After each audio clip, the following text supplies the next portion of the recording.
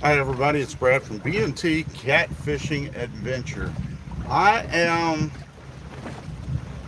rocking right now in the boat, but I'm doing something different. I am boat bank fishing. That's right.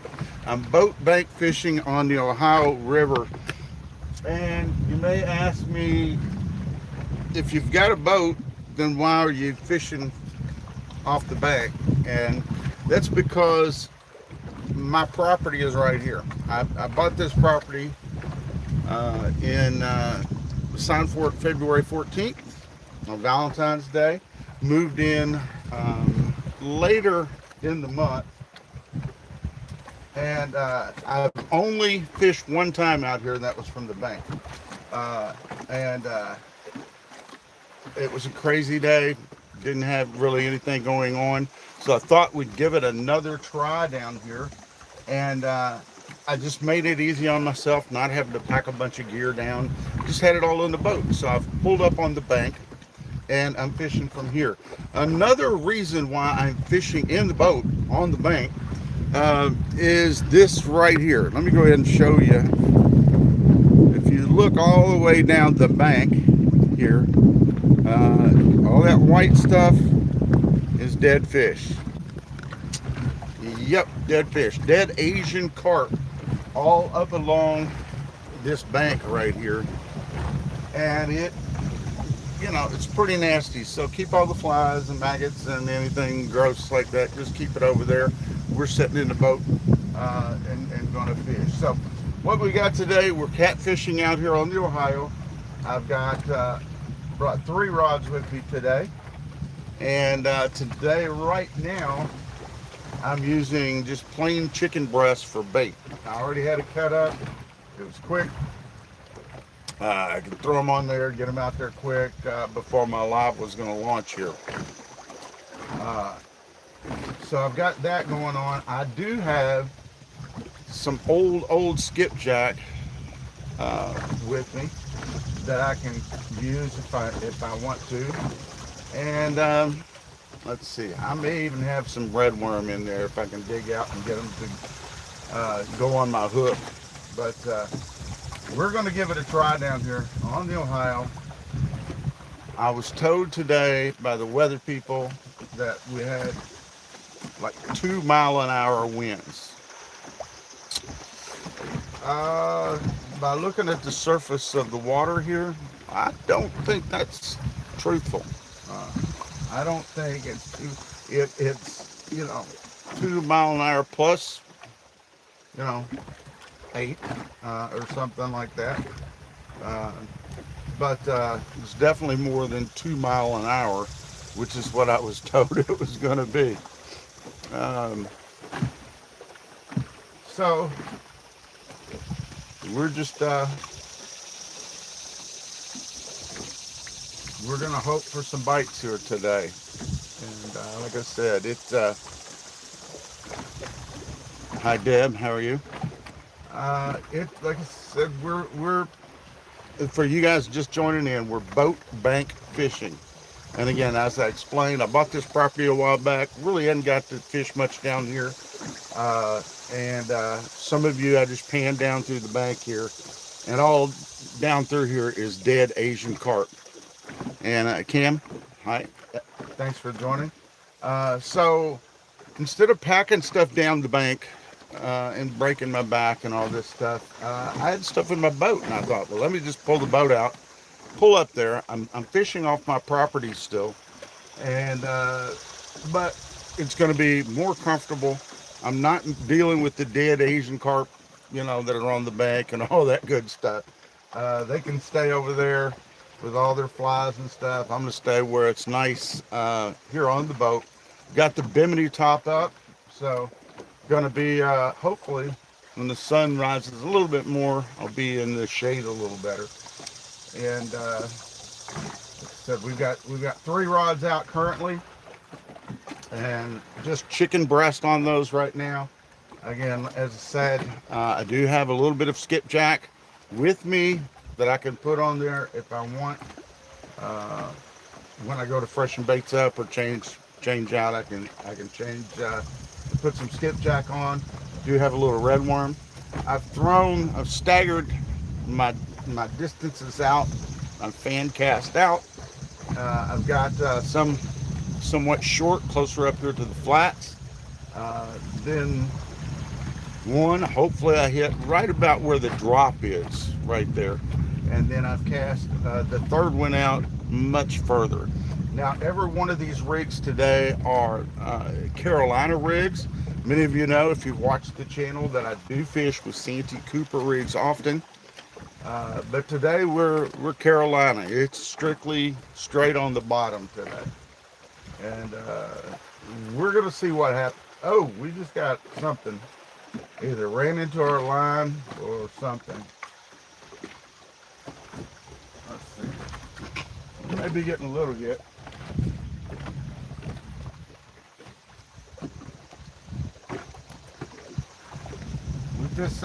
With this wind, I hope everybody can hear all right. That's the only thing that I was worried about, is the audio quality. That may have been a problem. So I've got something behind us to try and shield some of that. And I hope it does.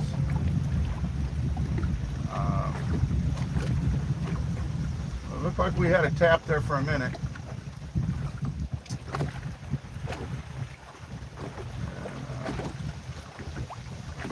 Hopefully it'll come back, whatever it was. But what's your best fish story? Jacko,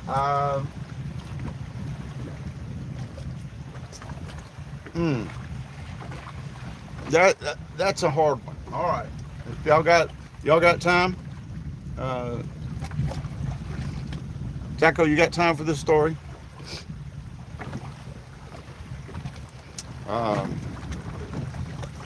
Yeah, okay. I was fishing with a friend on a Sunday, and we were fishing a slough, and all of a sudden my rod started taking off, and I go and I fight and I fight and I fight, and I get this thing in, and I look at it for a minute, and right off the bat, back then I wasn't 100% sure what it was, and then we figured it out. It was a bowfin. Okay, some of you don't know what those are. Well, my friend over here, now he's an avid reader as well as an outdoorsman, and he said, I think you have a record there, a state record. I was just reading in the books today, this morning, before you picked me up, and I bet that thing is a record. And I'm like, you think so? He goes, yeah, I think so. And I said, really? He said, yep. And I said, well, do you have something to put it in? And he said, uh-oh, we got action.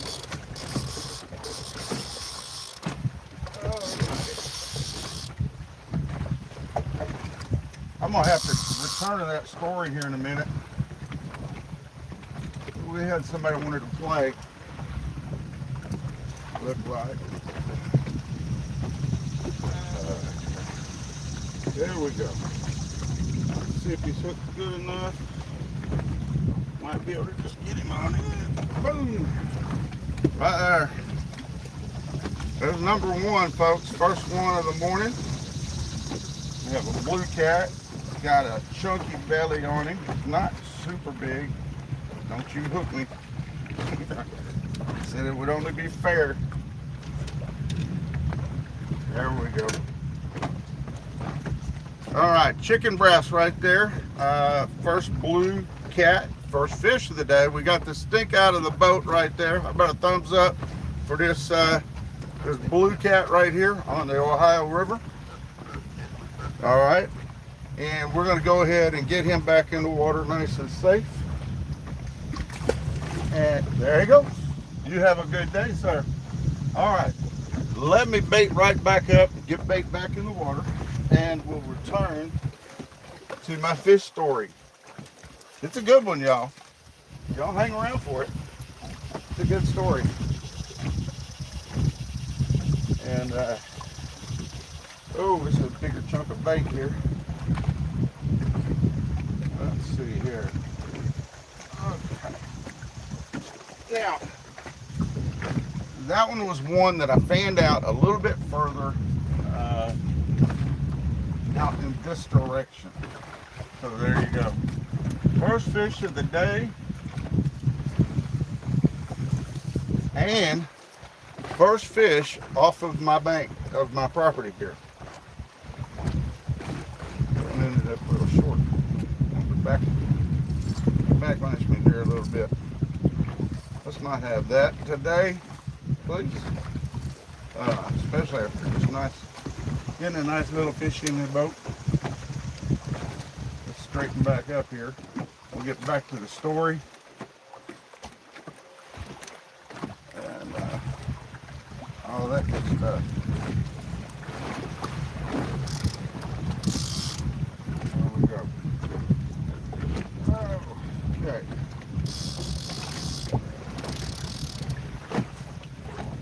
My bait back in the cooler.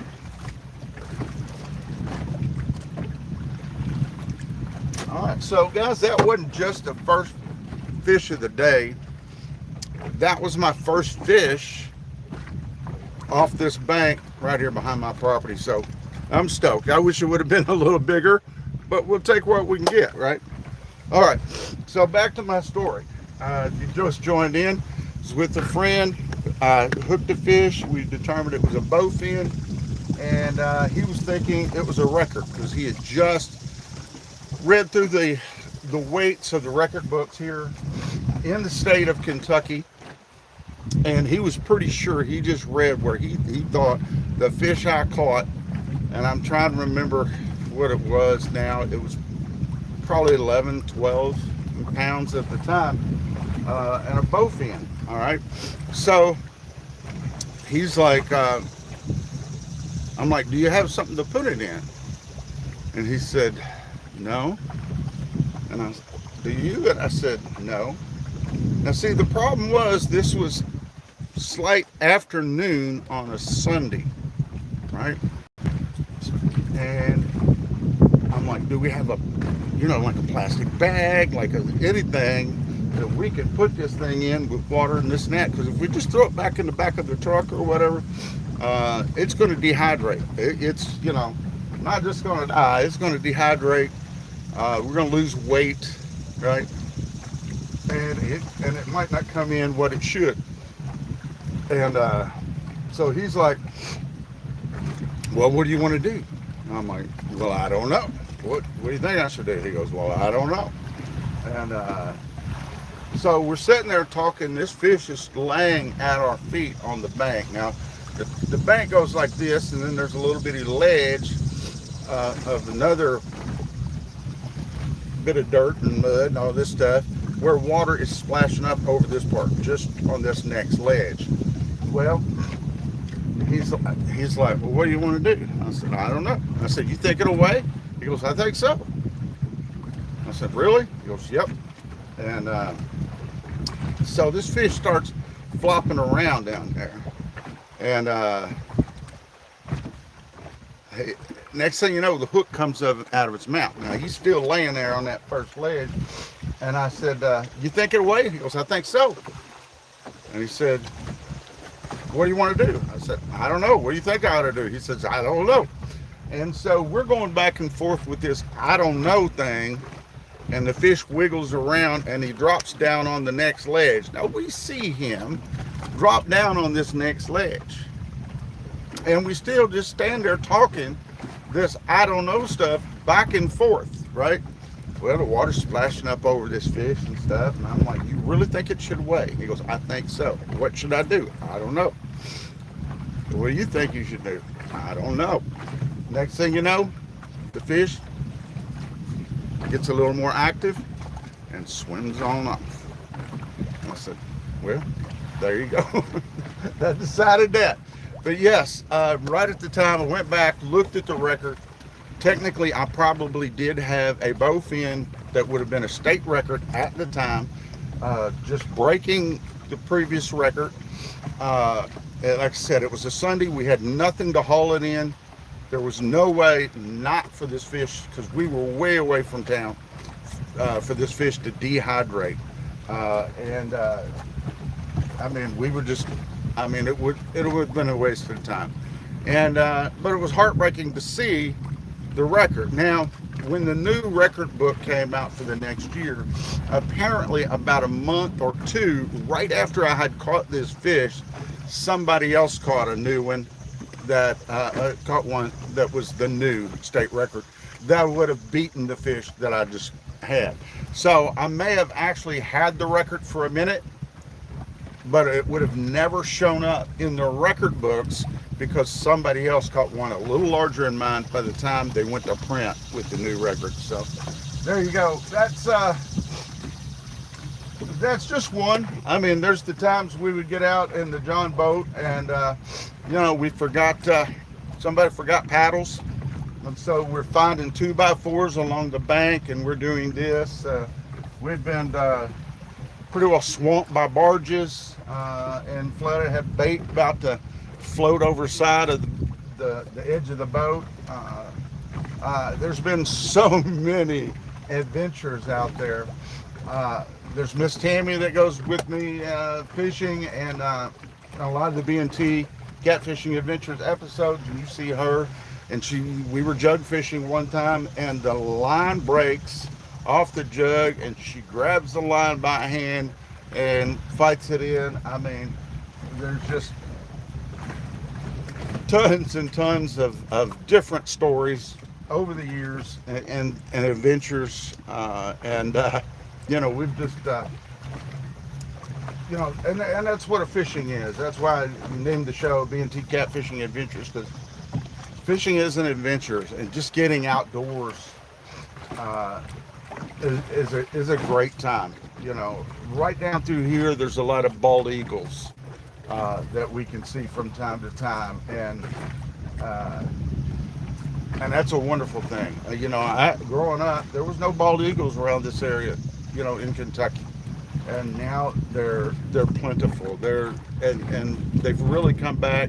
They've come back strong. And every year there's more and more of them. And they're just beautiful, beautiful birds. But just to get out in nature is just a wonderful, wonderful thing. Hey folks, I'm glad you joined me today. You know, helping to keep me company while I'm out here. And since I am out fishing today, except I have you guys along with me, I appreciate that. And if you're not a member of our channel, B&T Catfishing Adventure, go ahead and be sure to subscribe. I also do a podcast called We Be Fishing. That's a viewable podcast right here on YouTube. And we talk about all kinds of fishing on that show, not just catfishing. Now, like many of you, I grew up bluegill and crappie fishing and things like that, little handfish. And then I moved off into bass fishing for a number of years. And that was primarily my fishing. You know, I've done some crappie tournaments in the past and things like that too. But I moved off into bass fishing and did that for years and years and years. And just had a blast. And then life kind of takes you away with all the jobs and raising kids and this and that. And then I got to where I wasn't fishing quite as much. And then I was able to, just a few years ago, get back to it on a regular basis and just started really loving catfishing and realizing that catfishing has changed so much over the last few years. On how you can fish. Now today I'm pretty well fishing old school Carolina rigs off the bank, throwing them out there and waiting. Okay, all right. But for instance, chicken breast wouldn't have been one of my baits, right?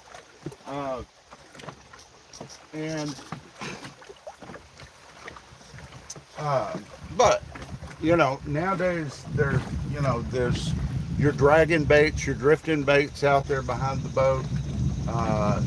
You know, you're using the planer boards.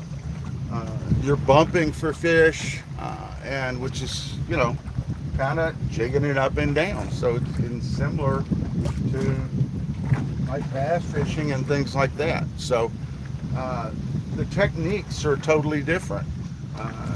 You know, this Santee Cooper rigs that I spoke of earlier, where you're actually suspending your bait up off the bottom, right, with that rig. You're down low, but you're suspending it up a little bit. Or you're out there and you're suspending your bait off the side of the boat, maybe in the middle of where the water column is, right? If you're finding them on the screen, that's where they need to be, you know, you need to have your baits at, then that's what you're going to do. But catfishing industry, the equipment, the rigs, everything, the line rattles, and so on have just changed so much about catfishing. Go ahead and turn that off. Stop wasting my battery over there. But so I've just really come to love it, come to enjoy it, embrace it, and you know, met a lot of good people through this channel. Other YouTubers. There was a hit right there on that same rod where I caught that fish just a minute ago.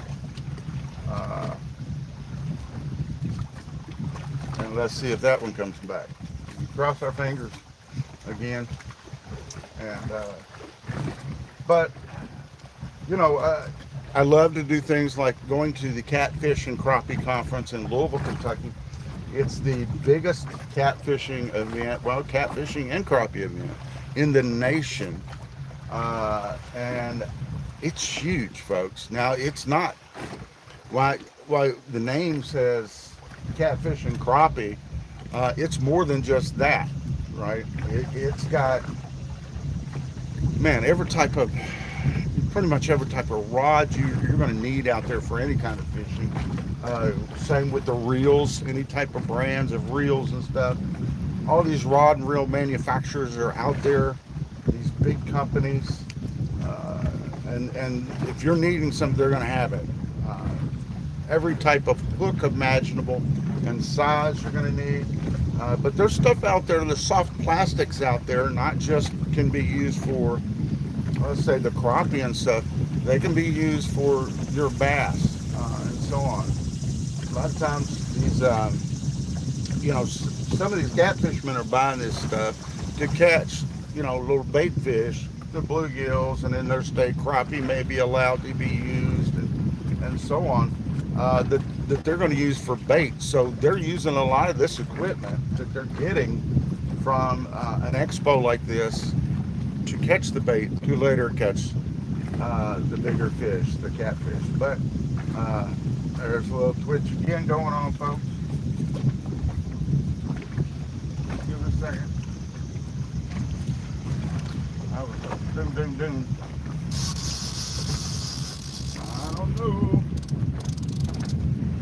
I don't know.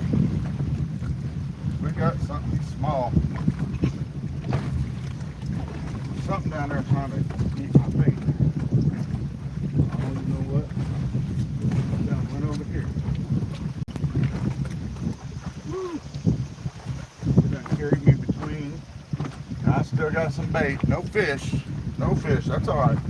He's that small. You can't take that bait in. Nah, I don't want it. Let's put that right back out.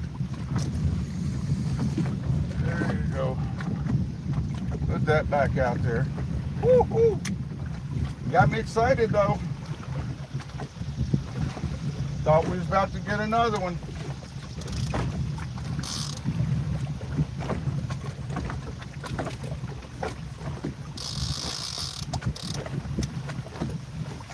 Woo. That's fun. That is fun. Heart's going. Yeah, guys, if you've not been to the Catfish and Crappie Conference in Louisville, Kentucky, it's at the Expo Center there in Louisville. This year, they've moved the date of when that's going to be. It's always been basically in February, This year they've moved it to January. It's going to be January 9th and 10th at the Expo Center in Louisville, Kentucky. So I'm going to be there. My plans are to be there one day, if not both days of the expo. And if you make it out there and come across me, be sure to stop, say hi. I'd love to speak with you. You know, that's part of my enjoyment is getting out there and meeting you folks. Now, where we at located? Now you're at the mile 460 on the Ohio. You know, to be honest, I don't know what mile we're at. I've never really determined that. We're in between the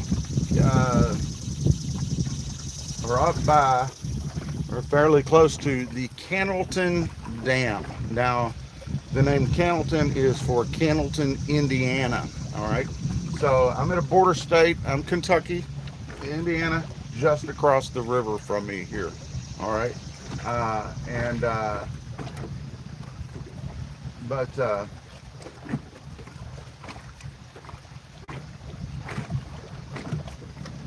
we may be getting another hit.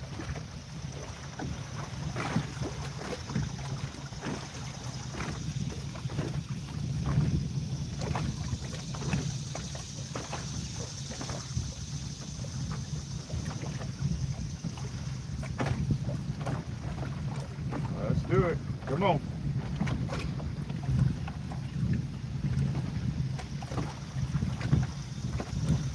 They're tapping it. There it is again. Not going to give you much more chances.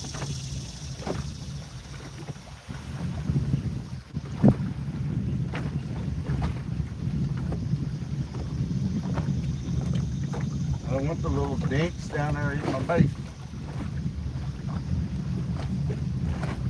I'm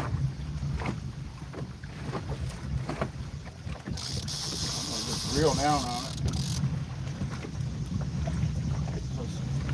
I'm going to move it from that spot if nothing else, because if he can't take it, I don't want it. Yeah, still got some bait, so that's good.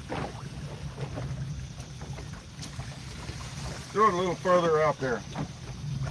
Maybe get past those dinks.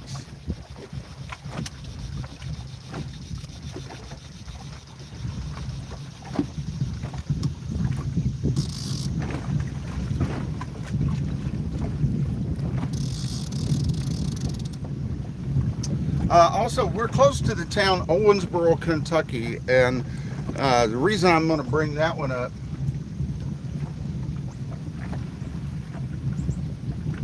that may be getting active out here, y'all.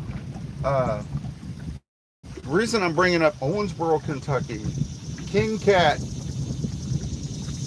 their championship catfishing tournament, maybe that outside rod on the flat.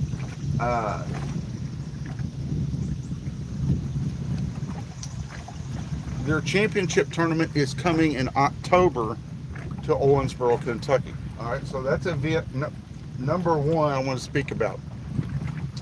That's October in Owensboro, Kentucky.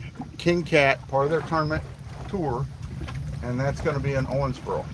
All right, then, like I said, in January of next year, on the 9th and 10th, you have the Expo in Louisville, Kentucky.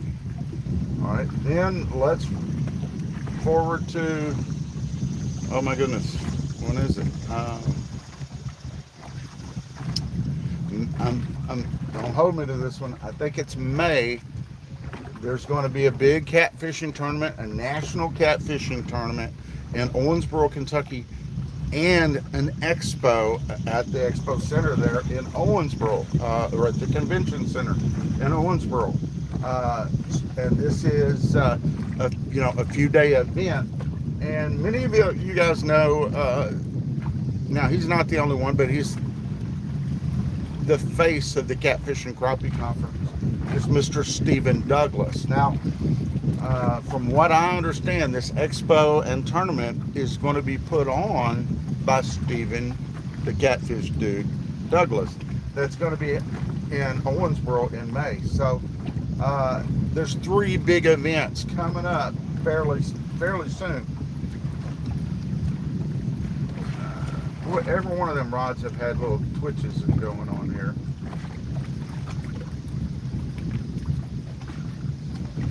I'm just ready for something else to hook up. The Waltrip, there you go. Yes, that is absolutely right. Yes, for any of you guys that follow racing, let's see, the Waltrips brothers, Daryl Waltrip and Michael Waltrip, both of them racing legends, and will be, you know, in Racing Hall of Fame and all that type of stuff. They're from Owensboro, Kentucky, and I can't think of it. There was and I can't think of his name, forgive me folks, a motorcyclist that was championship national motorcyclist that he passed away. He was from Owensboro. You got, what is it? Brad Pitt. No. Is that it? No. No. Johnny Depp. Johnny Depp. Sorry, folks. Johnny Depp was from Owensboro, Kentucky. Alyssa, hi. How are you? Johnny Depp's from Owensboro, Kentucky. Right? But yes, as far as the race car drivers, you had the Waltrips, you had the Greens, and you had oh my goodness, there's some other ones, and believe it or not, I'm not somebody that watched a lot of racing. I was too busy fishing. But if you know who some of the rest of the, what they used to call them in NASCAR was the O boys, right, for Owensboro, Kentucky. If you know who those were, go ahead and hit that in the comments there. I'd like to see who can pull off some of the rest of the racers that raced for NASCAR that were from Owensboro, Kentucky. I'd love to hear it. But yeah, Owensboro's got a lot of big things going down.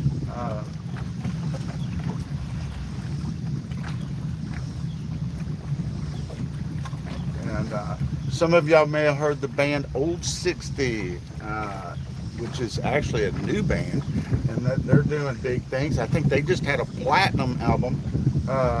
They're from a town not too far from Owensboro. Matter of fact, chances are they probably wrote a lot of their grocery shopping in Owensboro, right? So those guys were there. There's the guy, I can't remember his name. Everybody remembers Marilyn Monroe.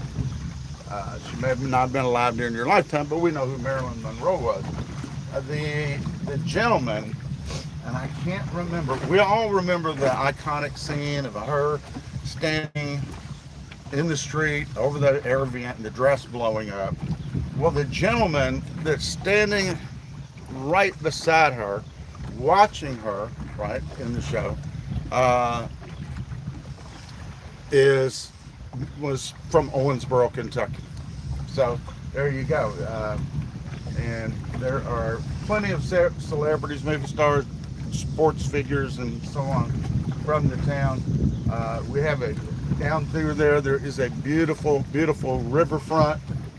And so if you guys get the chance to make it to Owensboro, like I said, I will be at the events there in Owensboro. I can't say, you know, how many days I'm going to be at each thing, but I do plan on attending each and every one of them. Okay, Nikki Hayden was the motorcycle legend, racing legend. Yeah, that tragically passed away, and at such a young age. But yes, absolutely, Nikki Hayden. Correct. Thank you for that. You know, sometimes, you know, you try to pull something up off your head real quick, you just can't. You know, but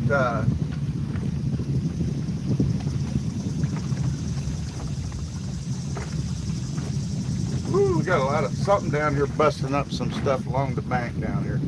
But again, for you guys that didn't see, again, one of the reasons I'm into boat fishing and not on the bank, even though I'm bank boat fishing, is this right here. I'm going to pan this over, let you guys take a look, and to see what's out there. And it's just all up and down. I did a video on this story.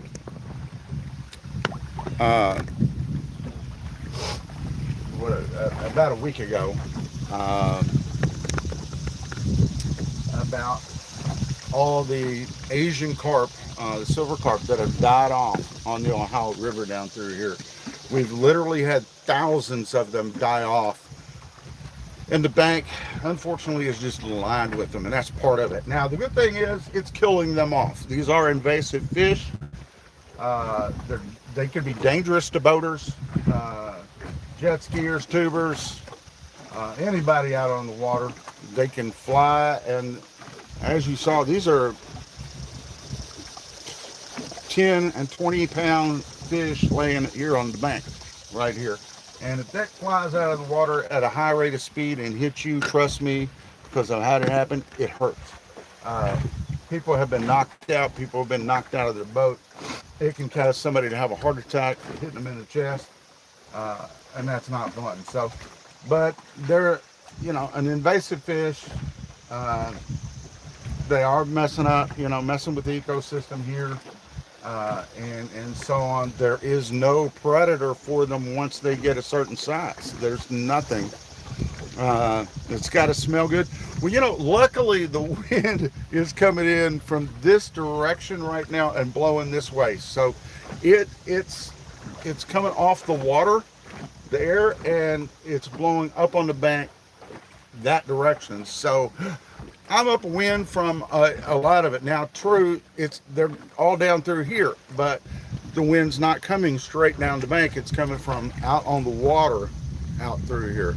And thank goodness for that, because yeah, you know, I've got to admit, when I'm up at my house, when you step out, there are some days where it smells, let's just say, pretty fishy. You know, you feel like you're living up in Maine off of a, you know, a fishing port or a, you know, area, and in the middle of August. So, and now we haven't had a lot of rain, and I'm surprised I've had the activity we've had today. I fished down here from the bank the other day, didn't get much. We've had you know, extremely high temperatures, like a lot of places, you know, in the state have. Oh, one thing I didn't check today, I'm going to turn this back on. It's going to take a minute to fire up. And it'll probably be warmer here, but is we've been having surface water temperatures of 95 degrees here, and we've had heat indexes out there, you know, 110 degrees and so on and so forth. It's been hot, but the bad thing, especially for catfishing, I mean, that can be bad in itself, but we've had no real rainfall here for a period of time. Yeah, we had historical flooding earlier in the year, which prevented me from getting down here on this bank and being able to fish my bank. But that has finally cleared up, and now we haven't had any rainfall whatsoever in a good while. So, you know, if you're taking care of a garden or something like that, you've got to be watering your garden, because you're not getting the rain that you need. Well, that's also causing us not to have good oxygenated water out there, so these fish are not as active. They won't fight as much, they're not biting as often, and so on and so forth. Now, you can go ahead and drag baits out there, you can drift and so on and so forth, and you can come across a fish that's going to feed. At no time are these fish ever going to totally stop eating.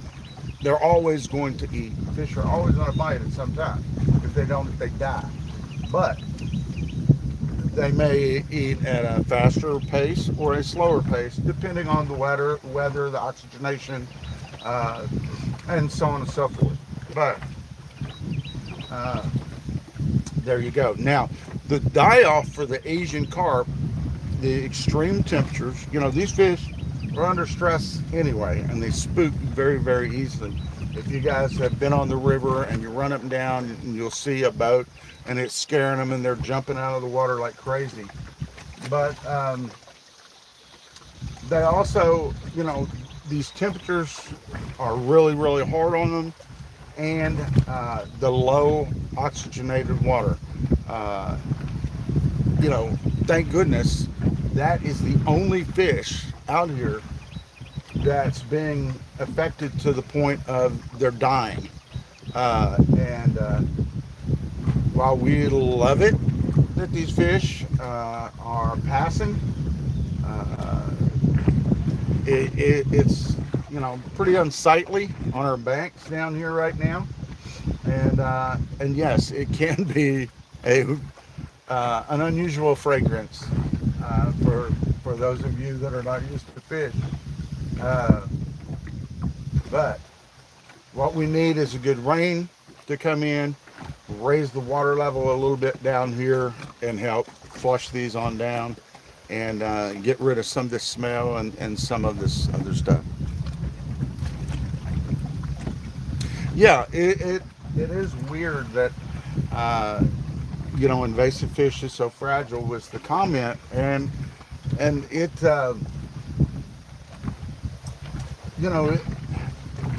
they thrive here, and they lay all kinds of eggs, and so even by taking out one, we have a lot of people that bow hunt these things, but they lay thousands and thousands of eggs per year, even one fish. So the more that can be wiped out, the better. But yes, this is not their normal, typical waters, I guess you'd say, that they're used to. And when it becomes super, super hot, we've had word that this happens in August all the time. But I'm out here every year on the water. This is the first time I've ever seen it. Any die-off of these fish in this number. And has spawned several news reports and things like that from people, as well as YouTubers doing stories on it.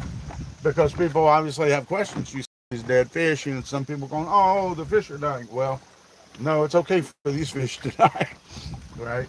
Again, for those of you, and you're wondering what I say that, how can you be so cold-hearted or whatever? If these fish jump in your boat in the state of Kentucky, right, you are not allowed to return these fish back to the water alive.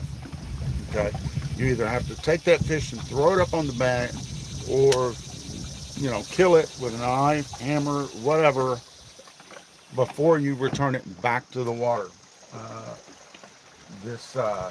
You can get it technically in big trouble for putting one of these fish alive back in the water. They spend every state on the Ohio up and down are spending millions and millions of dollars a year to fight these fish and try to kill these fish off the best they can. There are bounties on some of these fish. Some states are paying big money for these fish, and so you can get out there and make some money just by doing this. There's other fisheries out there, and they're turning these things into they're not only working in conjunction with the state or the states, but they also bring these things in and they try to turn them into pet foods. They try and turn these into fish oils.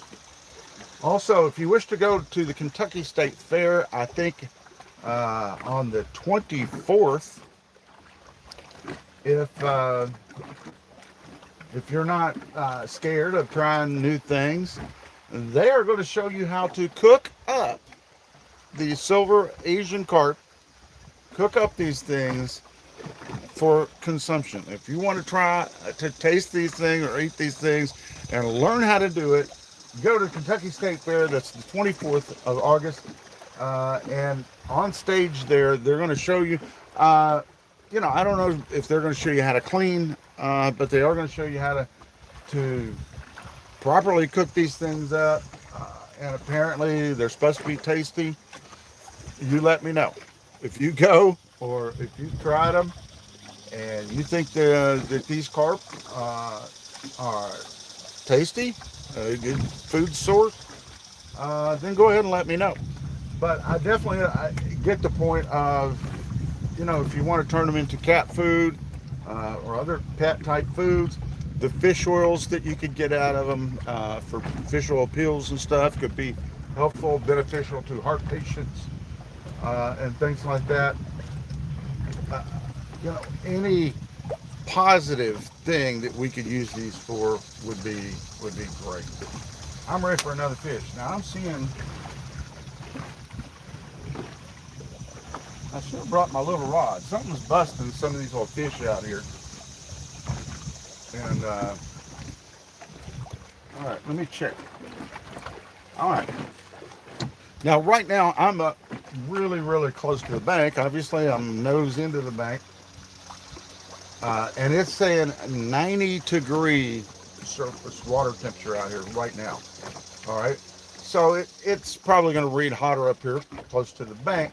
But, a week ago, I was out in the middle and it's 95 degrees. So 5-degree significant drop, especially when I'm right here on the bank. I got a feeling it would be cooler out there.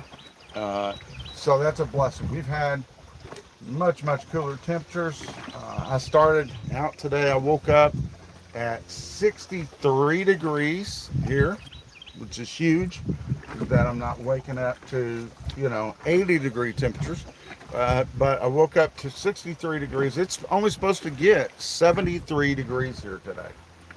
So I couldn't believe it. I headed out on the water. I'm in shorts, in short sleeves. And there was a slight chill going down the river in the boat. And but it didn't feel bad, but it was a noticeable coolness, we'll say.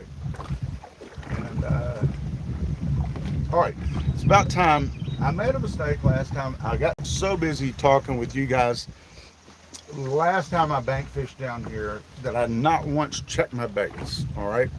Well, I take it back. One of them I did because it looked like we may have had a bite. So I did check that one, put it back out, and fish. And I fished for 2 hours on that episode. Signed off.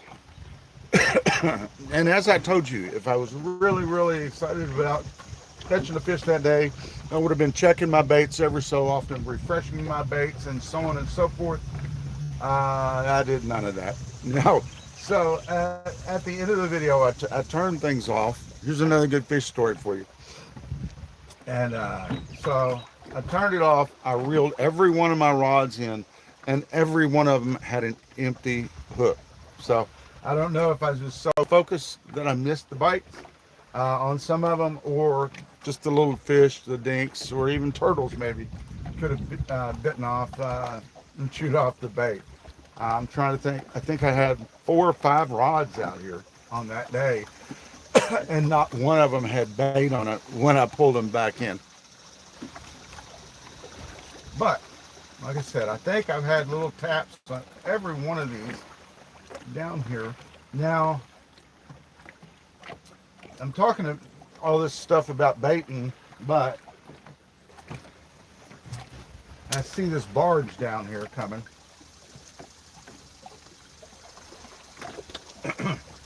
And I'm thinking I may just wait until he comes through.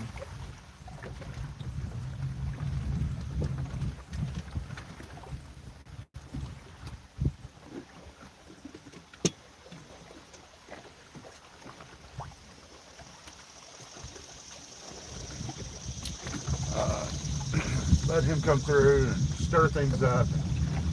Maybe if I do have bait out there right now, it'll create a barge bite.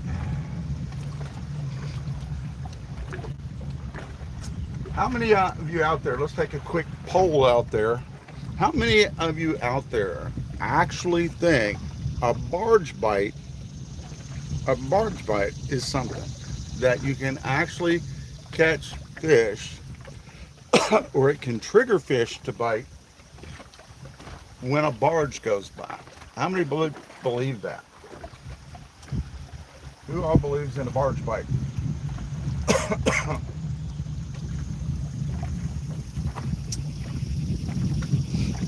That would be interesting. If you believe in a barge bite, go ahead and let me know. In a few minutes, I'll give you my opinion on that.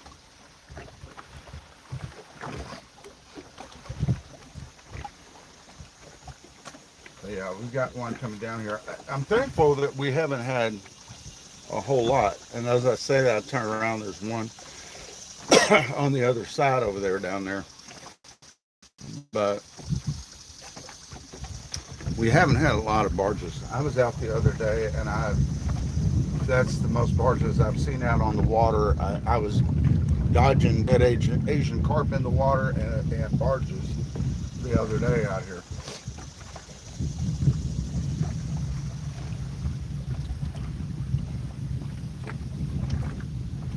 Yeah, people, some of you, you heard us talking about the Ohio River and where you at on the Ohio River. Ohio River is a big body of water, folks. It is 981 miles long and runs through several states.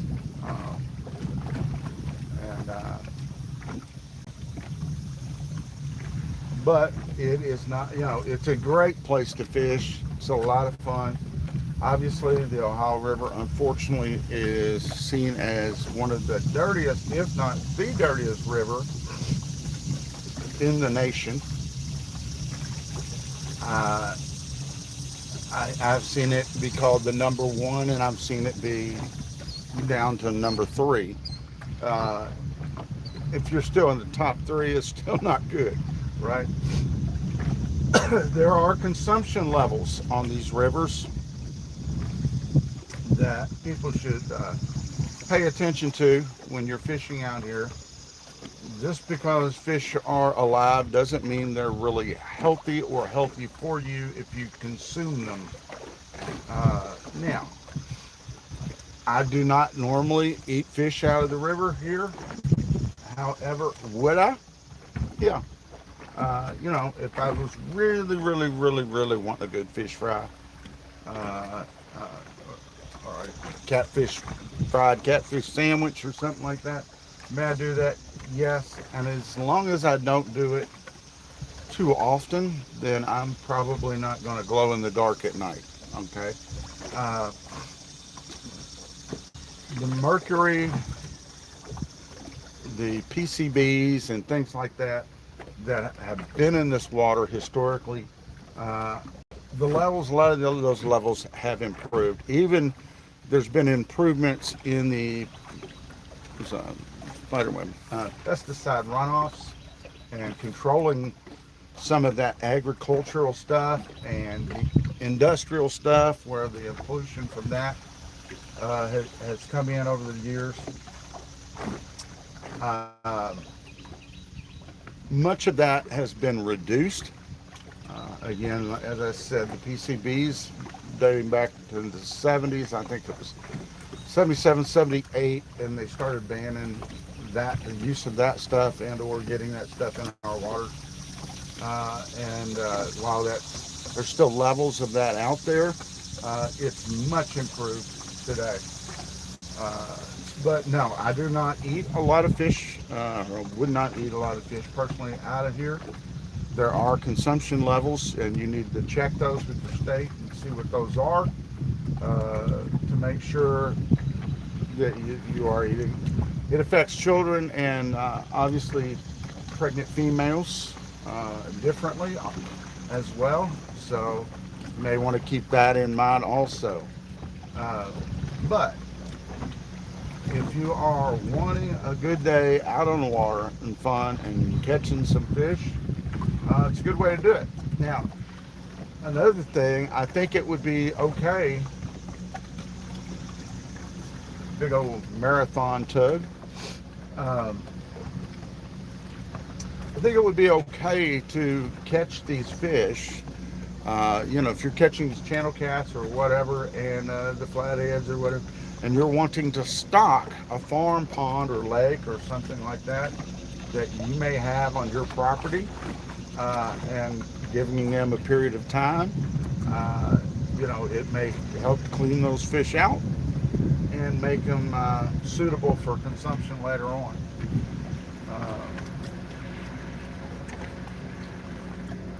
But again, like I said, the government does say, or the state does say, it is safe to eat, but it does have safety guidelines on there on what your consumption level should be. Folks, if you're just joining us, we have caught one fish so far. Blue catfish, maybe 3.5 pounds. We're in the boat, on the bank. Yes, I know. But we're fishing right off of my property. Now, if I had a dock, I'd be docked. I'd just walk down here to the dock. I don't. So I actually had to go to the boat ramp, drive down here, and pull up to my bank to fish. Right now, we're letting this barge go by and create its havoc. And then after that's done, we're going to pull all these in. We're going to check these baits out. Actually, what I'm probably going to do is just pull those baits. And I'm probably going to go ahead and put some skipjack on one of them. And see if we can't get a bite off an old piece of skipjack.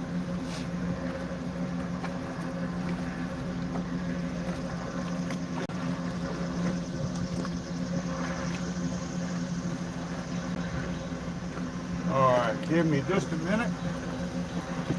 Let's see if let's get that still pretty well frozen. Come on, waves. Come on through. Do your work.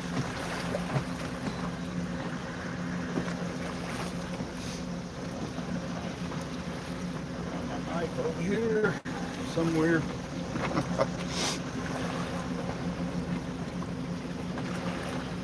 Have you guys had any success out there fishing lately, or has it just been too hot where you are to get out? I know it's extreme temperatures in a lot of places, and it's unsafe for a lot of you to be out there in some of that weather, some of the conditions out there. But some of us are starting to get that cool off a little bit, and hopefully these fish are going to react.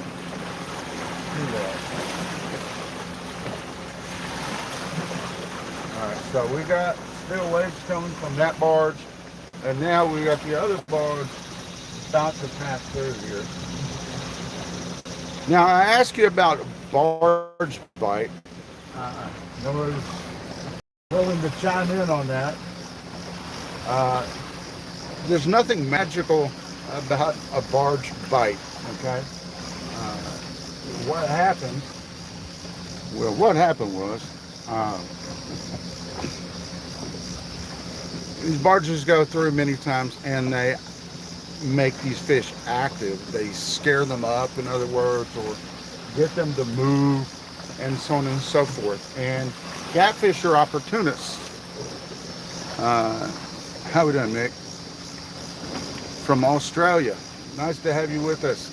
We're in Kentucky here in the good old USA, fishing on the Ohio River. Nick, thanks for joining.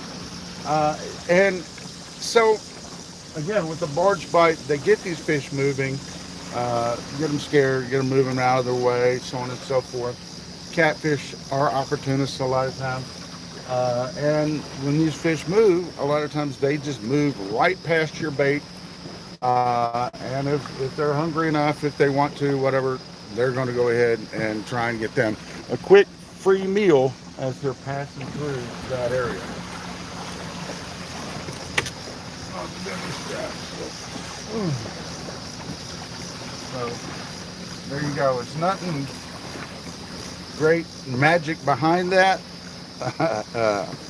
on a barge bite, but it can cause you to get a bite. All right, I'm going to cut up some bait. As soon as this other barge gets through here and stops with all these waves, we will go ahead and refresh our baits. Make sure, because I actually believe, I know this one has been hit several times, and I think both the other ones have been tapped on a little bit too. So hopefully there's still some bait on them, but there may even not, you know, we may come back with some empty hooks here. But let's let this get past in some of its waves, and we'll get some fresh baits on there and get them back out in the water and see if we can catch any more fish. Again, we caught that first blue pretty quickly, and I'm ready for another fish myself. But let me chop up this bait and I'll be right back with you. Keep an eye on my rods.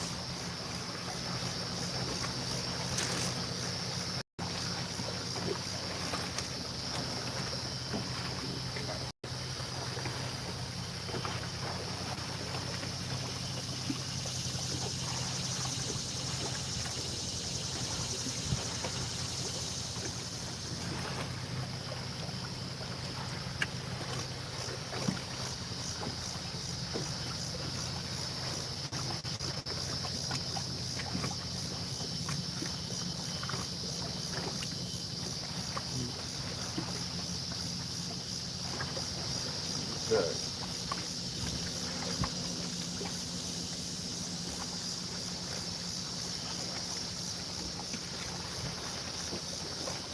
All right.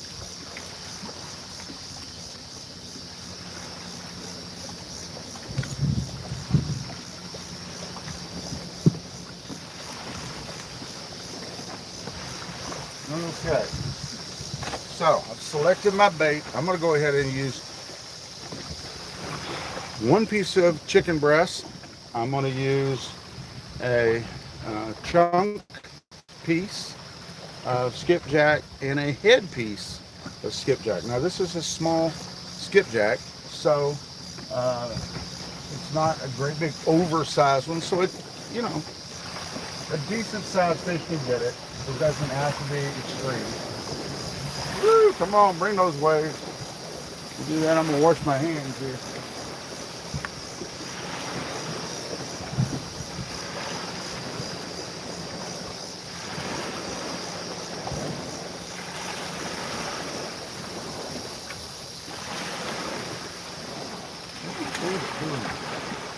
All right.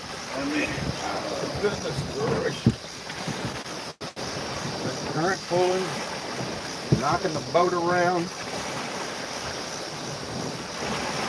Man, how rude.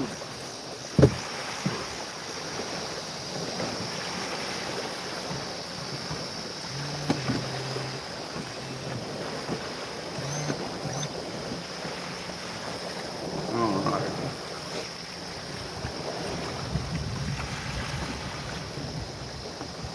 All right, I am going to, actually, we're going to go on a little boat ride. I'm going to try and turn this boat back around. I'm going to start this.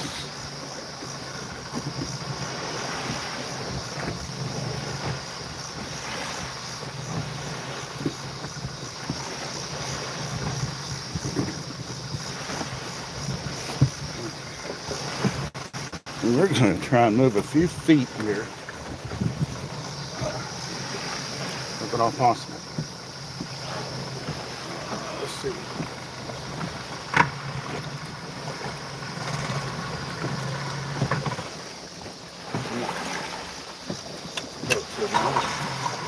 Boat says I don't want it.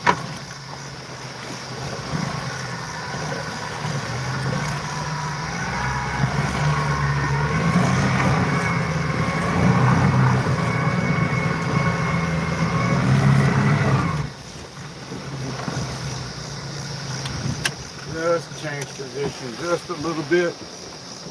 I'll put it back.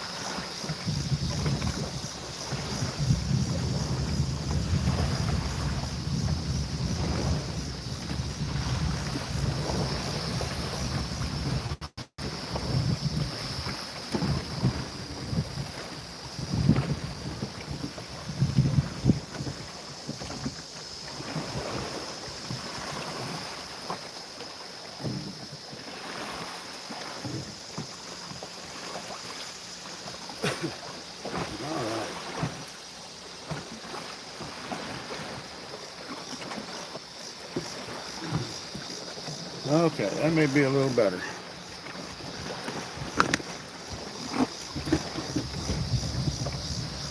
Maybe a little better. Sorry. Okay. Go ahead and reel them in. See what we got here.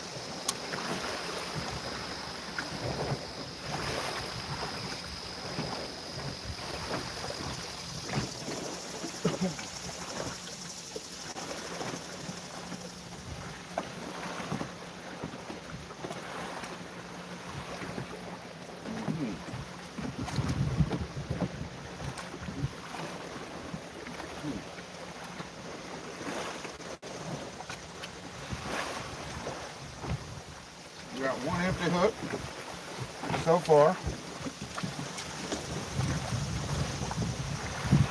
Come on, waves, calm down. Check this one. Hard to catch fish on empty hooks. I've done it, but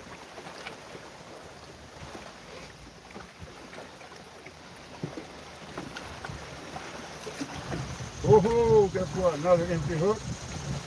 That's two. I feel like we put bait on this, we're gonna have better luck.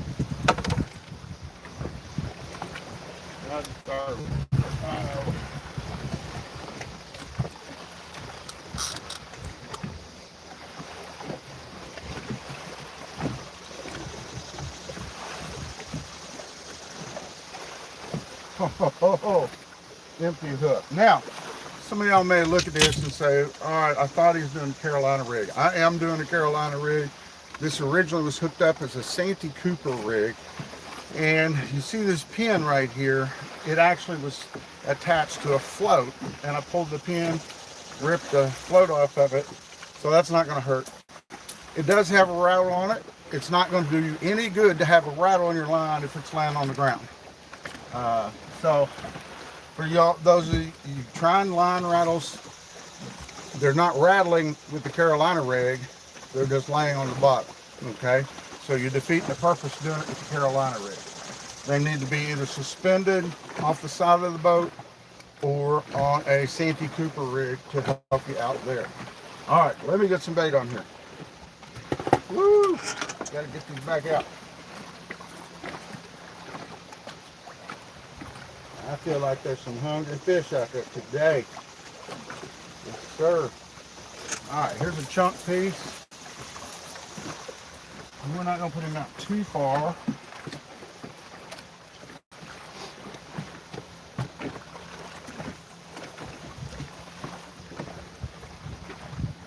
I'm going to go ahead and try and hit him with the drop.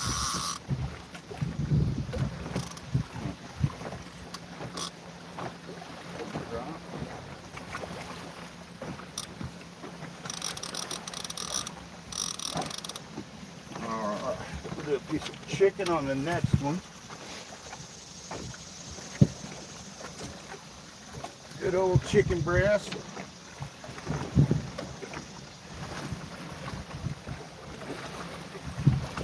And again, that is what we caught our first fish on, was the chicken breast.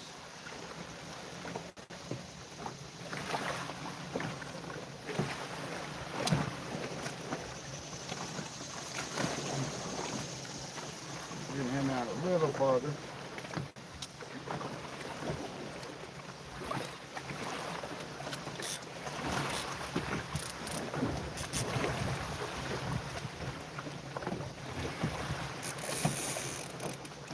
And then we're going for that good old headpiece. Skipjack headpiece on this one.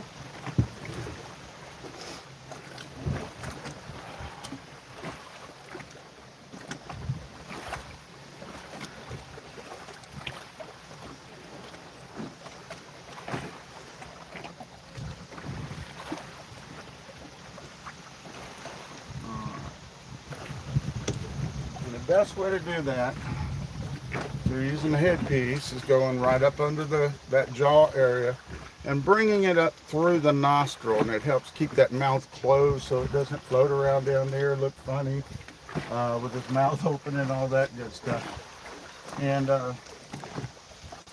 let's get this in out.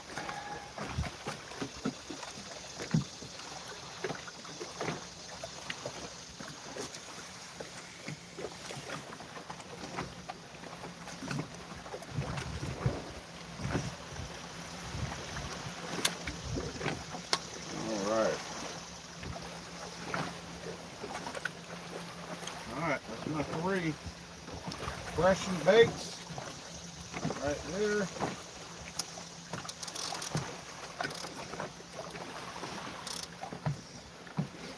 Wash my hand off.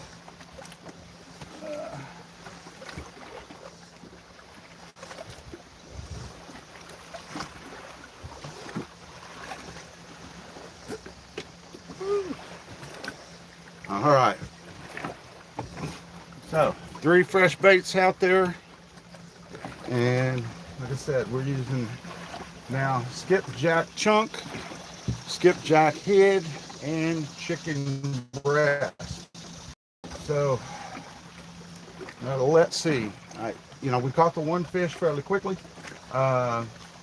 We had some more bites on it. I moved it. We've had a few more little hits on that one. Had taps on the other 2. I didn't check them, but now when I go to refresh them, every hook was empty. So we've got fresh bait, and let's hope we hook up with another fish. I'm ready for another one. Yes, sir. Let's see here. A little something to drink that. Chip.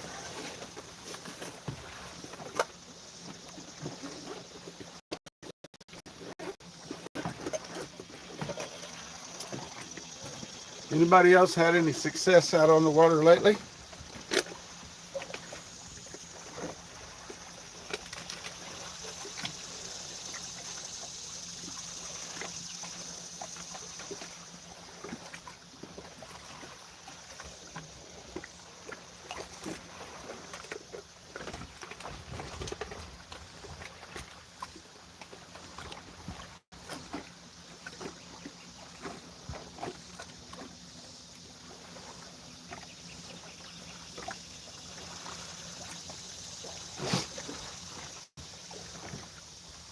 I normally like to just do my regular type of shows and just fish and turn the camera on when there's action or if there's something important to talk about. But I did a few weeks back, I did a live, and on there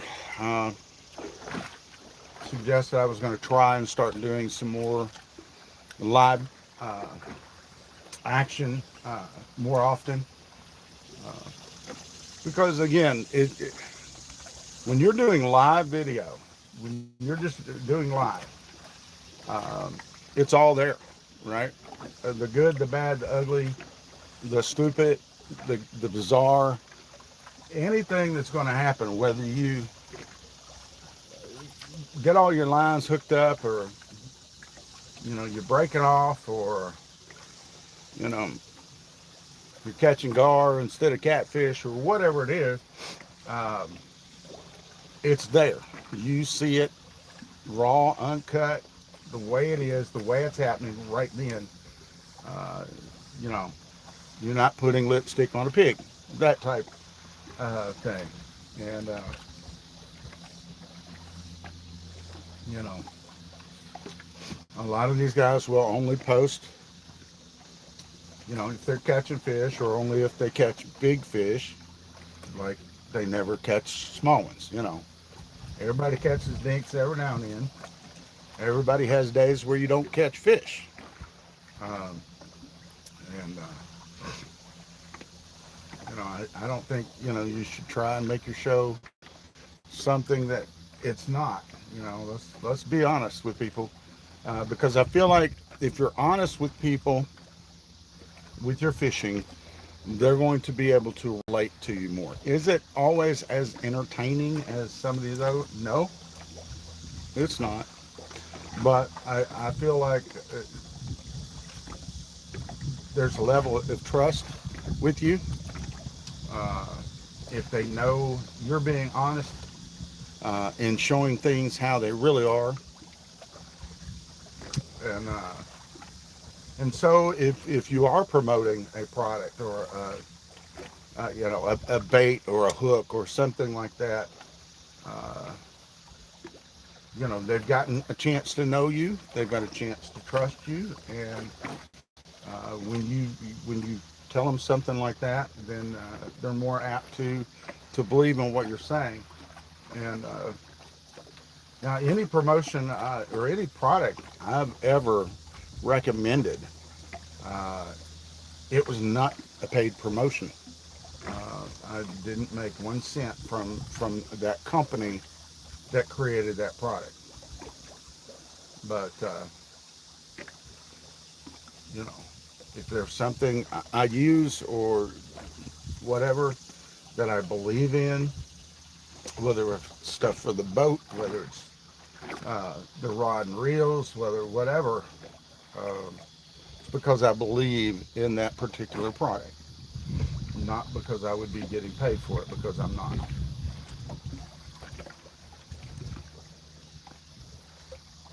But like I said, uh, I'm going to try and do more live videos more often. Um, and again, even though, some people say it's the kiss of death that you go live and you do a video, then you don't catch anything. Well, that can be true, but thank goodness we've already put one in the boat. So on, I wouldn't say on the bank, but we are on the boat on the bank. So there you go. Uh, we got the stake out anyway. Whatever. And so now we've just freshened up our baits, and we're hoping for some more. Again, you're just joining us, the baits I put out there. I caught at first I was just running chicken breast. That's what we caught our first fish on, and I've just now added some skipjack to the mix. I've only got 3 rods out. I've got chicken breast on the one rod that I have in the center out here, and I've got a skipjack chunk on the far rod, and on this rod, uh, on this end, I've got a skipjack head. Now, it's not an extremely large head, but it's one that will definitely attract the fish, and if he's hungry, hopefully, he's going to take the bait. So we're just going to see. It's been great having people all over the country jumping in and chiming in on us, and even Australia. It was nice to have Mick come in, and universal sport of fishing here. And we're glad to have people from wherever you are watching from.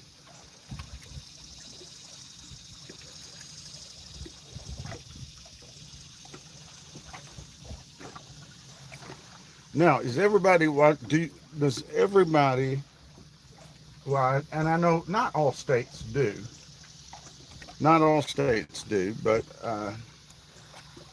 I'm just curious if the state in which you live in, uh, do you have blue catfish in the state where you live? 'Cause like I said, I know there's a lot of states here that don't. There's a lot that do, and some see them as invasive, and they don't like them.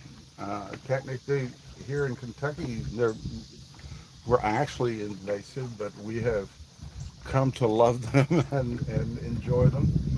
Uh, but I don't know. Are blue catfish in your waters in your state? Chime in if you have them there. That looked like a little twitch on that middle rod there. That would be the chicken breast.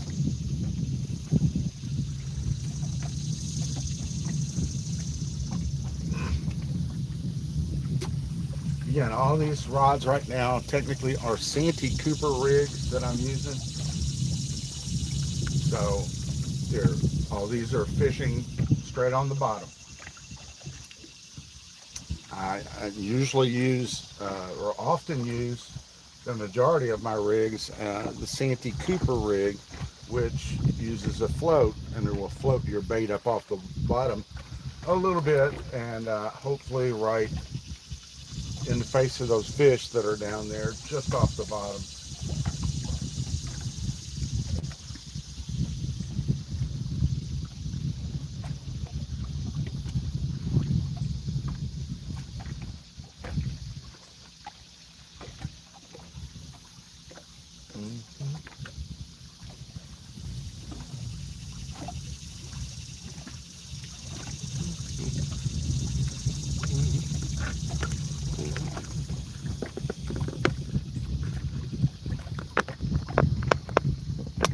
Let's see here.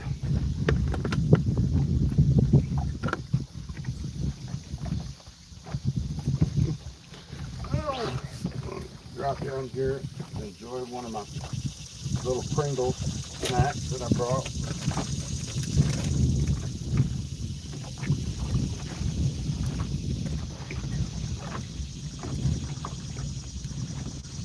Sometimes you go to eat and that fires up the fish and they interrupt you. Let's hope that works.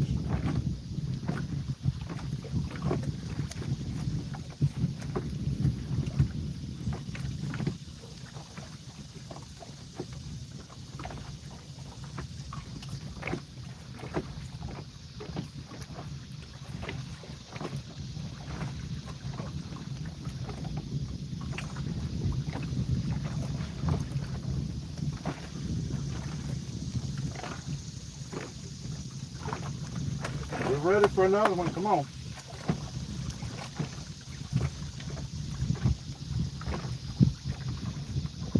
Somebody say here fishy fishy out there. Come on. Help us out.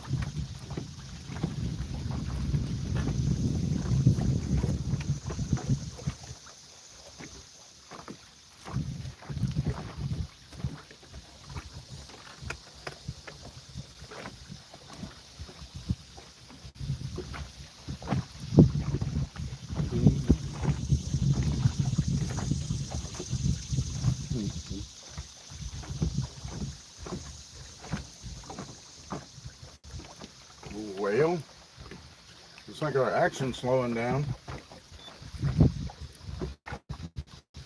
We had that first fish quickly,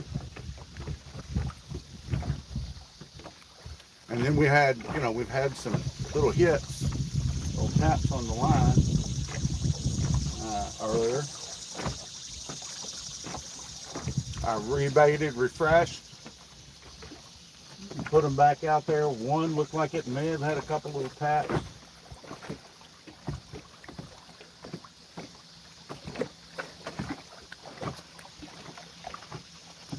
You may just be going through a lull right now.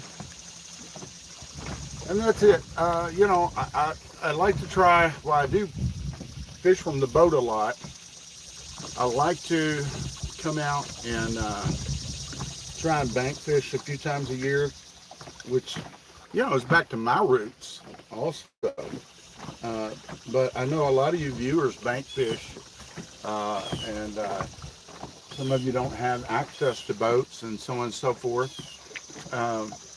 And so I do it to keep in check, kind of a reality check that, you know, especially if you don't have an area where it's cleared off and you can walk up and down and find different spots along a bank, you're fishing and you're fishing where you're at, and you're hoping for the best every time. And that's it. You don't get to change locations every 30 minutes or so if you don't have accessible waters up and down that bank. And so this is just, you know, some boaters get out there and they think they're this or that because they're catching all these fish. Well, no, you have the ability to get out there and go find these fish, where a lot of times the bank fishermen don't have those same abilities. So it's a great check for any fisherman, and especially boaters that think they can go out and catch fish every time in big numbers.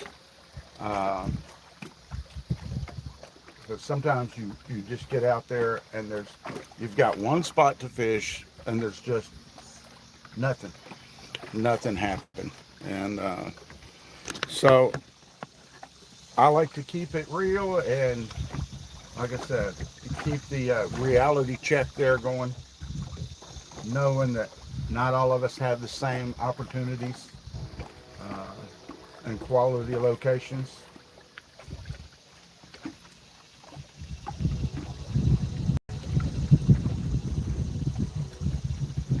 Y'all hear that train of cars? That could be a song right there. That could be a song.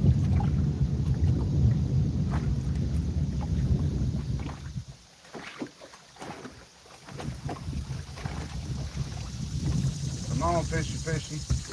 I'll say it. I ain't scared. You're fishy. Let's do this thing.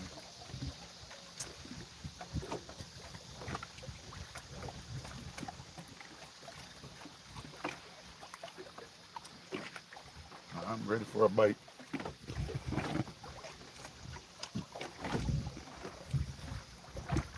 Again, folks, if you are just joining us, thanks for coming in and watching and spending some time with us today. We've already put one fish in today so far. It was a blue cat, probably about 3 pounds or so, maybe more. He had a chunky little belly on him. He's been eating good. He's going to grow. He went back in the water nice and safely to continue to grow. But we're fishing Carolina rigs, using skipjack and chicken breast, and we're hoping to catch another fish or two real quick if possible.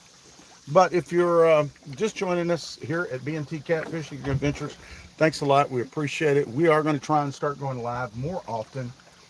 And, you know, just, there's fish jumping right there. Just gives us a better opportunity to be able to interact with you guys as well. But we'd like to make sure you join our channel and be part of our fishing channel, B&T Catfishing Adventures. And when you do so, you also get the We Be Fishing viewable podcast right here just by hitting that one subscribe button. We Be Fishing, we talk about all types of fishing: bass, bluegill, crappie, Generally freshwater fishing. However, we have spoke on saltwater fishing as well. So if uh, if you like to listen to the podcast, uh, it is also available to you. You can go on our main channel, part of our channel there, look up the podcast if you want to, and check out those stories. We also have things listed in there on uh, in our video section on like rigs or jug fishing or uh, whatever, different types of fishing, how to fishing, like I said, all kinds of rigs. If you're wanting the Carolina rig or the knocker rig or the trilene knot or how to tie, various snail knots, you name it. Uh, we try and put it on there. So we're not just, an entertainment channel. We try to be an educational channel too, for especially you guys out there that are new to fishing. We try and help you out by going ahead and putting those sections out there and those videos out there to help you get a head start and you know uh, on your fishing, and just try and be a good resource for you.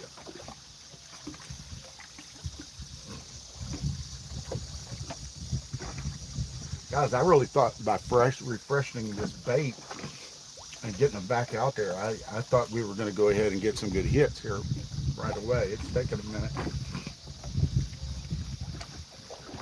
Oh, boom, something just hit as I said that. Now, that, I don't know if that was a bite or something ran into the line or what it was. Or if that was a big jerk on the...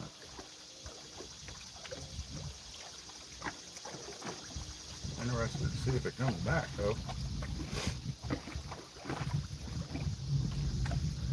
You need a good fish. Come on.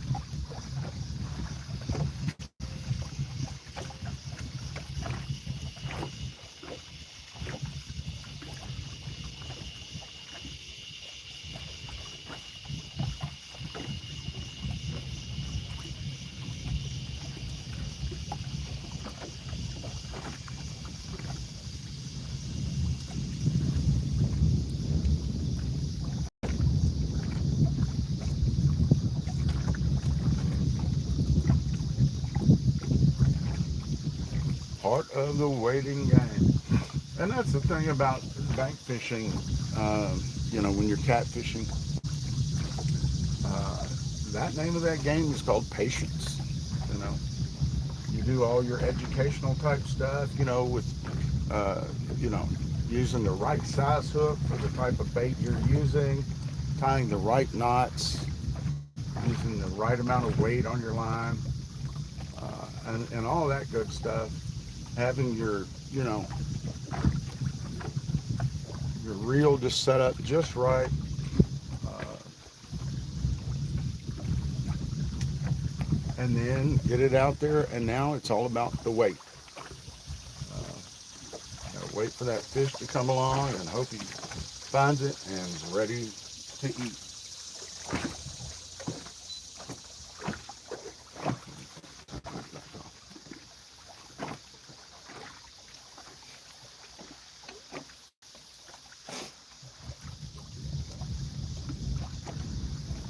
But we are going to continue with the patience a little bit longer. A little bit longer.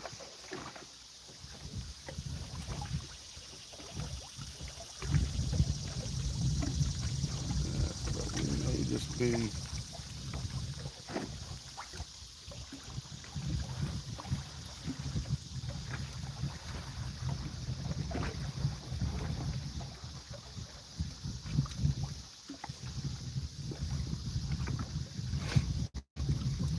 Yeah, a lot of times this time of day, they start doing a shutdown. Uh, they slow down. A lot of times after 10 o'clock around here. I don't know how they got on that schedule.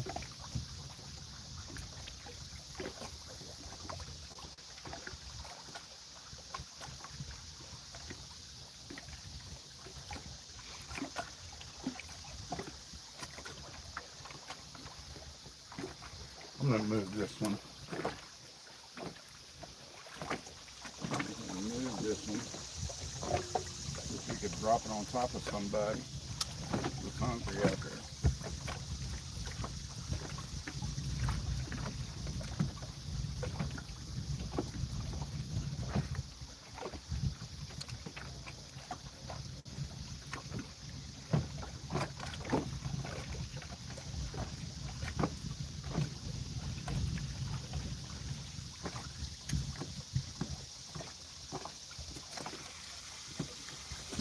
Turn not quite as far out.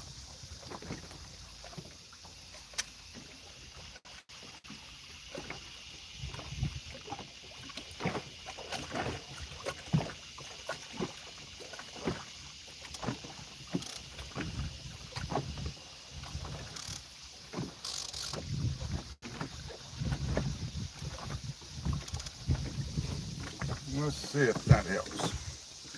Sometimes just changing the spot can make a difference.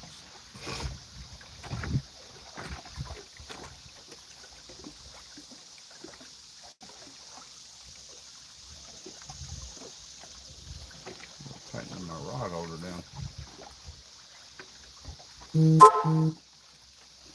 Tighten the rod holder down.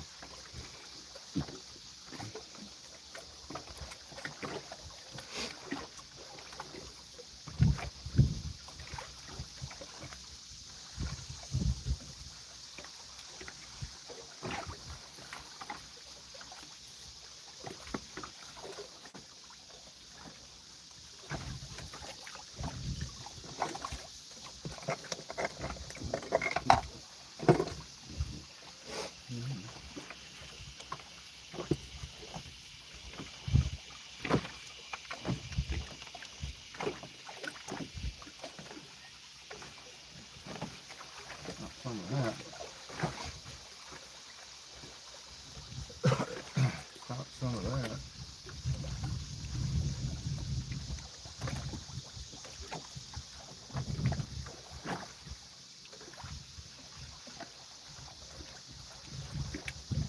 Yeah, I'm just ready for these fish to get used to this little bit cooler temperature we're going to have for the next week or so. Let it change that water temperature. And that in itself should help them become a little bit more active. But we could really use a little bit of rain. And after, like I said, after having historical floods here this year, you know, I'm trying to be careful when asking for rain, because sometimes you get more than you want. But we definitely could use some, get this water oxygenated. Like I said, let it come on up on this bank some once these dead out. That would be good. That would be good. Now the buzzards and the possums, they're not wanting for food right now. They don't. They're not having a problem finding anything to eat at the moment.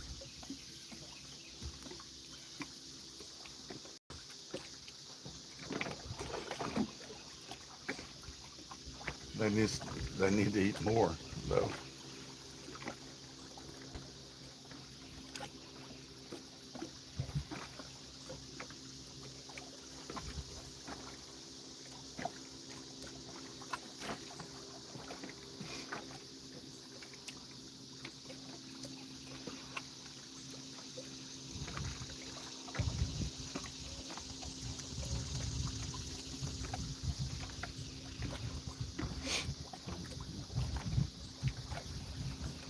Uh-oh. There was a hit. That, folks, was on the skipjack head.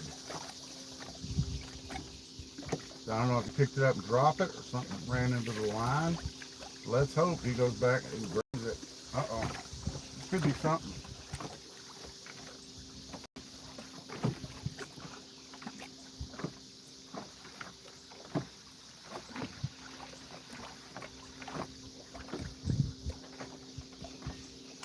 The skipjack head. That's the one I just picked up and moved to a different location.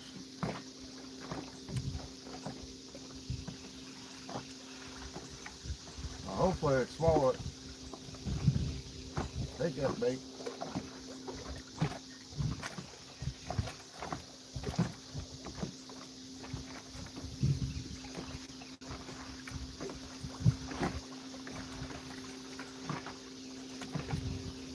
Come on, I feel like,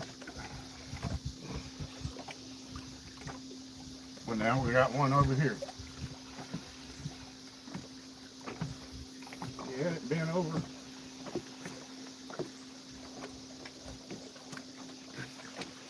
Yeah, that rod bent over. Come on.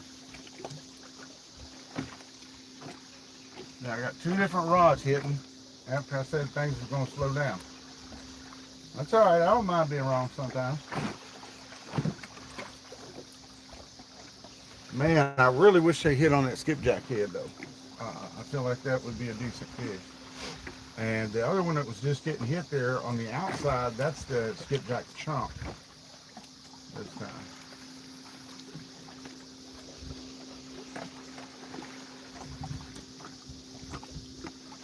Come on, somebody.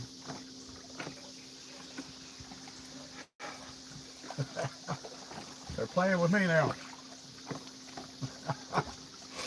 Come on, Fishy.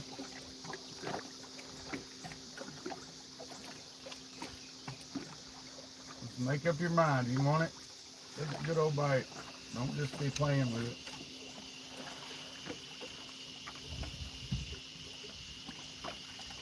Again, if you just join us today, I have a skipjack that's been hit right now, a skipjack head, and a skipjack chunk. They're on Carolina rigs.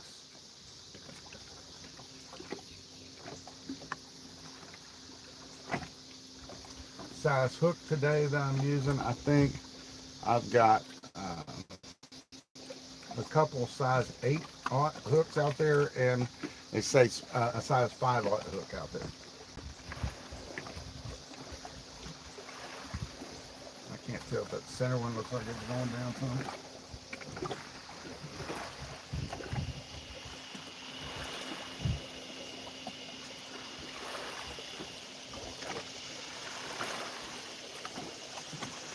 Man, you just had that action, and that's just gonna stop.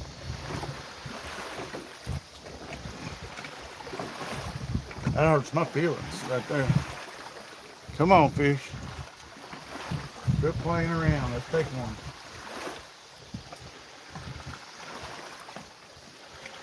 Let's take it.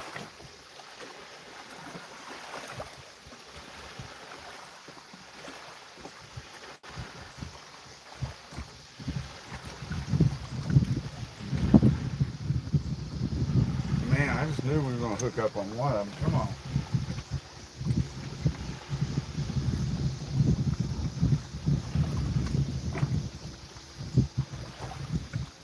I'll give them a minute and then I'll check those baits, I guess. Let's see.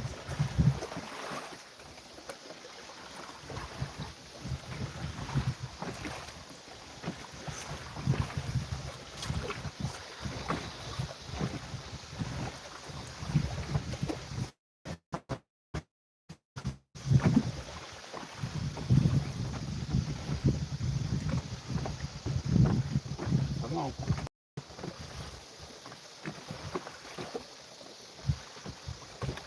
Come on.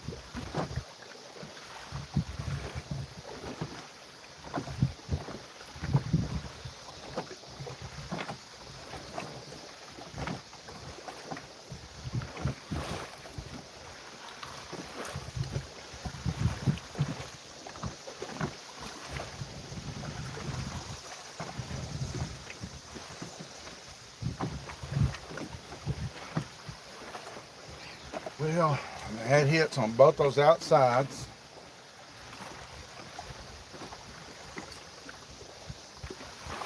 So I think what I'm going to do is go ahead and pull them in, take a look at the bait. See how it looks. Sometimes you can get an indication of what's hitting it by looking at your bait if it's still on there.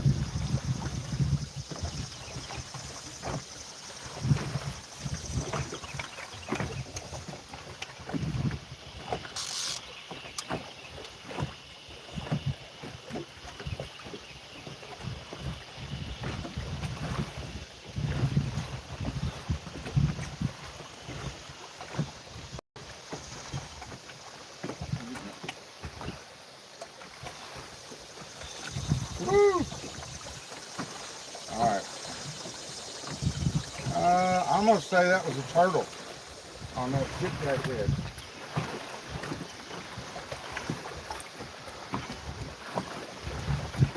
Might be enough of it there, it's still good.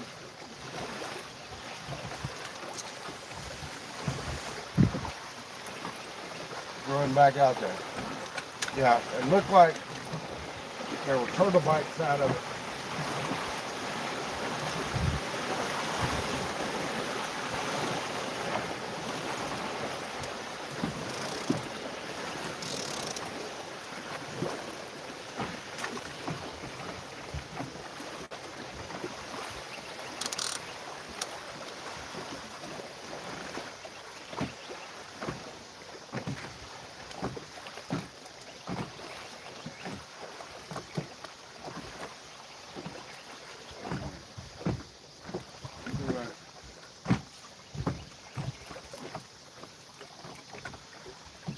Can't tell.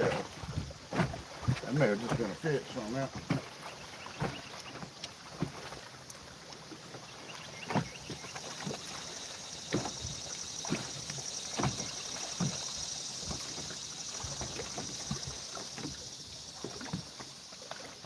Yeah, about right where that drop off is.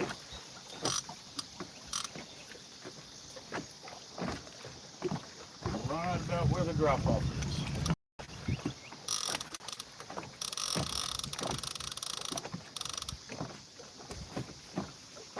Let's see if that helps. Give it a few more minutes, us. But yeah, that one on the skipjack head, it looked like there were bites out of it, like from a turtle, unfortunately.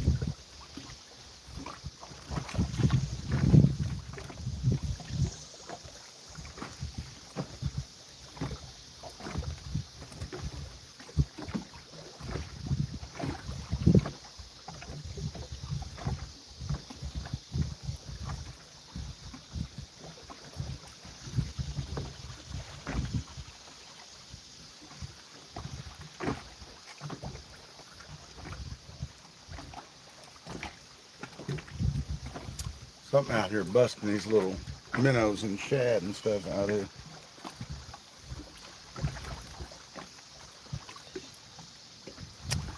If I set up right, I'd be able to throw my cast net out there.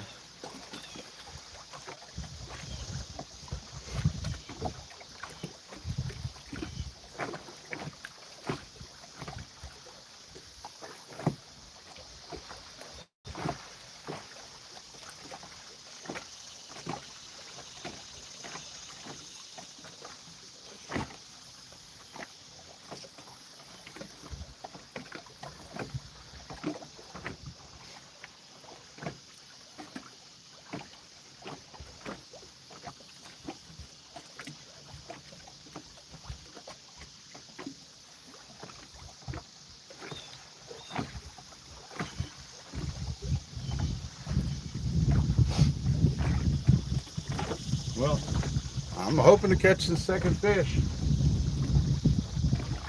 It's been a minute. You ready for another one?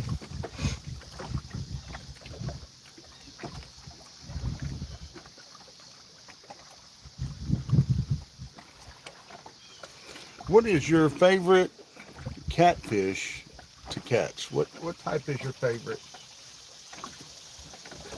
Go ahead and throw that in a comment for me there, folks. See which out of the three major species of catfish here in North America that you would prefer to catch.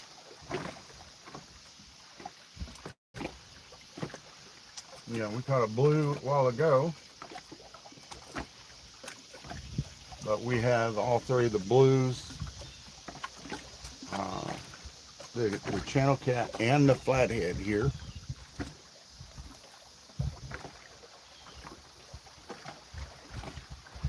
We also have the bullhead catfish here. Brown and yellow.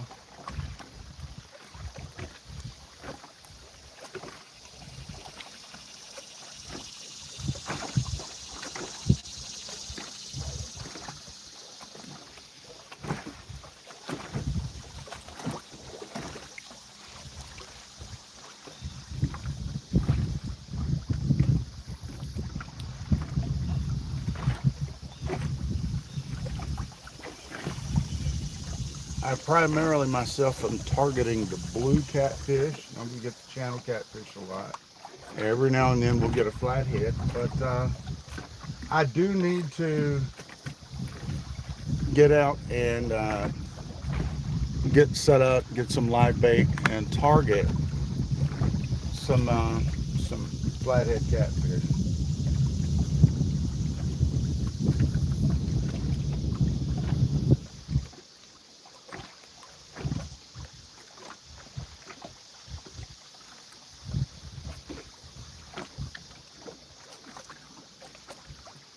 Guys, we're just going to give it a few more minutes here and see if we can put another fish in here, and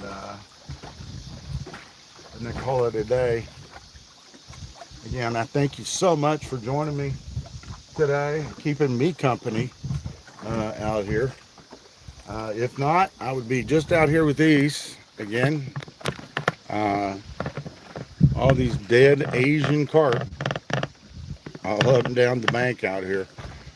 Again, there's one over here floating by the boat here right now. These things are huge.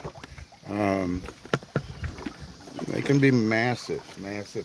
But yeah, we've got them great numbers right here right now after the die-off because of the high temperatures and low oxygenated water right now. And it's made for a mess, as I said earlier. But it's a good thing that these fish are dying off, these invasive fish here. Because every one that takes out the females, that, you know, that's thousands and thousands of fish that she may be producing a year. Or eggs she may be laying anyway.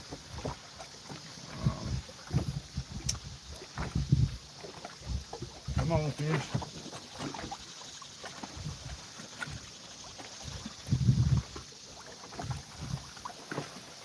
Yeah, as I was saying, no, thanks for joining me, guys. I greatly appreciate it.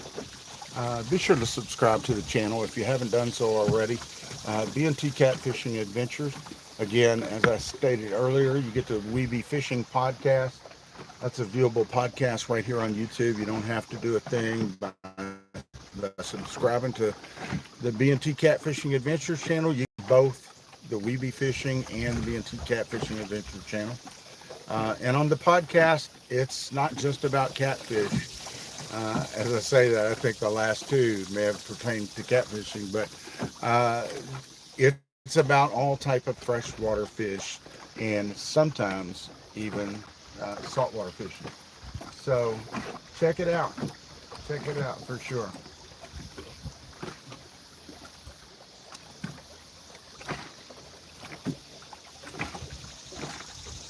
These fish are just going to be stubborn, y'all. I think we're going to go ahead and call it. Again, thank you so much for joining me today. I hope you was with me earlier when we caught our first one, and it kept you entertained a little bit. You know, any fish you catch is, you know, it's a fun time. So I appreciate and blessed and to be able to get out here and do this, have fun, and I don't take even the dinks for granted. And we put them back safely to grow up and continue to be healthy and become bigger, better fish for me or you to come back and catch later. Guys, thanks again for watching. I so much appreciate it. Hope to see you back here soon. You guys take care.